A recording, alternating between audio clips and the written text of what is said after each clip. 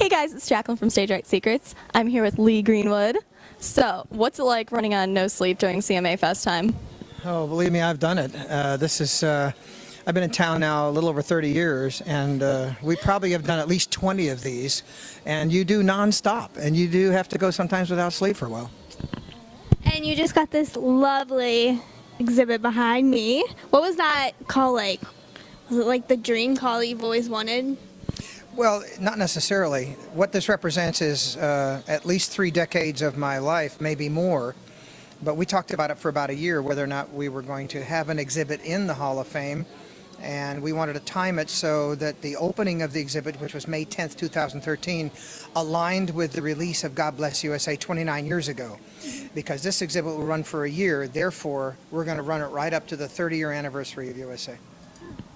It's incredible. Okay, so how did you guys pick the artifacts in here? Did you have a lot to say? We didn't have much input to what they would want put in the window.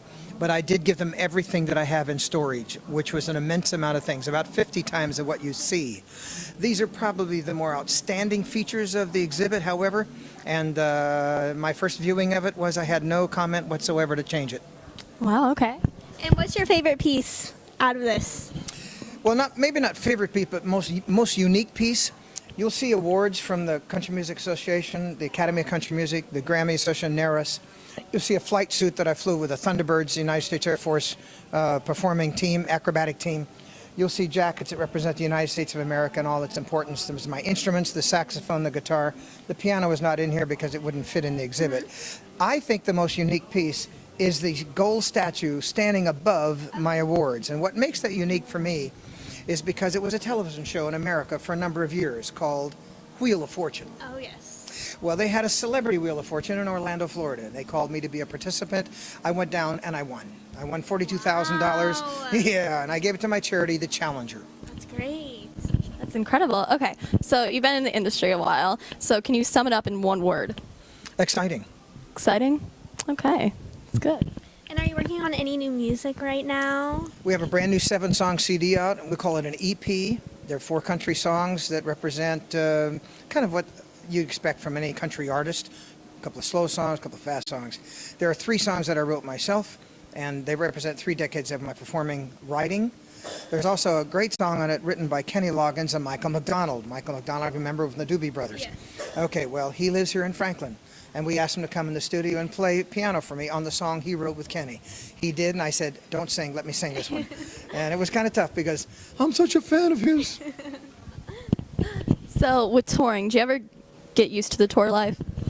Yeah, you get used to it. You kind of like the rumble of the bus. I mean, when we were touring at the Highlight, we had 3 buses and 2 tractor trailers on the road when we were carrying production.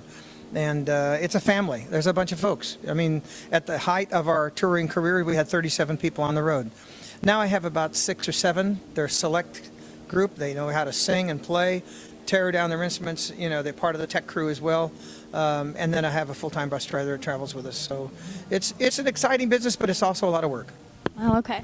And we took to Twitter to ask some of your fans to submit questions, and we got a good one from Ransack Miker 2M, and he wants to know, who is the singer currently on the rise that reminds you of yourself? I would say Jason Aldean. I mean, I think Jason's already at the top of his game. He's just going to have to get more popular, and he will.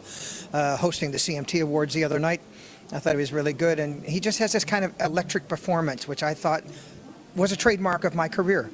Maybe the best singer on the scene, Hunter Hayes. And you wrote a book called Did God Really Bless the USA? Did your songwriting kind of help you write that? No, it had nothing to do with it. Actually, it's the hardest thing I've ever done.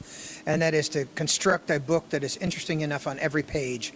Because in a song, you only have a verse, a chorus, a verse, and you're done. Yeah. And it's a condensed version of a book. But it's much easier to write once you get the scope and the theory. In the book, you have to consort every word. You have to make sure that you've not made a punctuation mistake. And make sure that your statements have some depth. My wife, Kim, helped me write the book. She did the prayers of the patriot in the back. And does God still bless the USA? I think is a pertinent question to today's traditional youth. And that is faith still important in the growth of America? Yes. Awesome. Well, thank you for chatting with us. Hi, I'm Lee Greenwood, and welcome to Stage Right Secrets.